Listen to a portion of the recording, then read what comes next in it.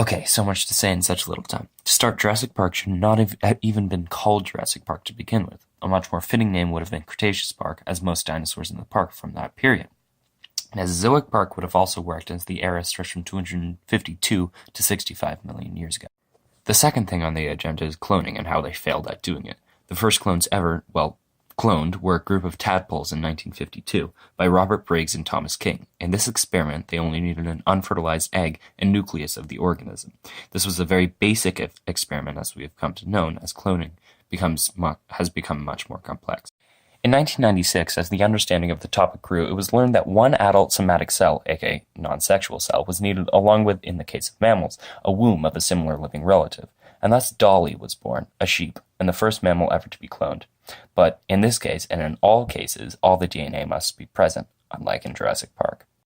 To combat this problem in Jurassic Park, they fixed up any gaps of deteriorated or missing DNA with that of a frog. This is a major problem, as in the cloning of extinct animals, the closest living relative is crucial. And they chose frogs. Frogs, an amphibian, the very same that split off 315 million years ago when the first dinosaur came about 231 million years ago. Very preposterous indeed. A much more fitting relative would either be a bird or a crocodilian of some kind. Moving on.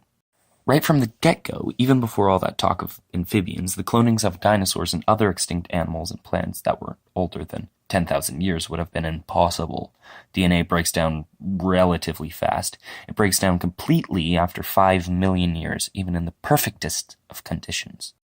Next, physical inaccuracies of the dinosaurs. One of the main overarching inaccuracies is the lack of feathers on the dinosaurs. Now, this is excusable for the first 2 films, but not the rest of them, which are forced into using the same cookie-cutter mold the original set in place for them. It is scientifically proven that many species of dinosaurs had feathers from the strong fossil evidence, as in the case of Sinosauropteryx, a small Chinese compsognathid of the early Cretaceous, on which protofeathers are clearly visible on its tail, back, and neck. Archaeopteryx, the first bird that lived in the late Jurassic, that was classified as such because of its avian features, including its full-on wings. Eutyrannus, a smaller relative of the Tyrannosaurus in the early Cretaceous that were covered in downy-like protofeathers. And Psittacosaurus, an early ceratopsian and relative to Triceratops that had quills on its tail.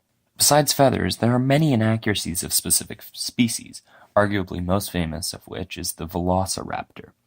In reality, this animal was not a 6-foot-tall, hyper-intelligent killing machine that can be found in Montana, as Grant digs one up there, or a small 1.6-foot-tall fluff ball of death that can be found in Central Asia around Mongolia that was about as smart as a turkey.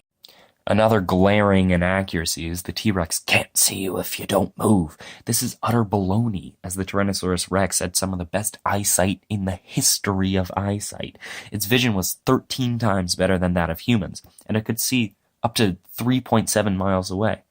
It had a full 55 degrees of binocular vision, so not exactly blind. One more thing that I wanted to touch on was the overwhelming aggressiveness of the carnivorous dinosaurs. They are painted as monsters that know nothing but to kill and to be as loud and scary as possible while doing it, even roaring at their prey before chasing it. A really stupid thing to do, because why would you waste that many calories just to give your meal a head start? Anyways, in reality, they would only eat until they're full, and then become more or less docile. The Jurassic Park series have been some of the most influential films in history, both with their groundbreaking CGI and animatronic effects, as well as the spawned masses of falsely educated people it manifested.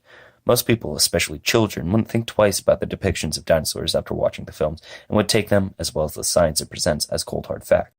This is because the information is presented in a set-in-stone, defined way that is secured by big science words and flashy effects to back it up.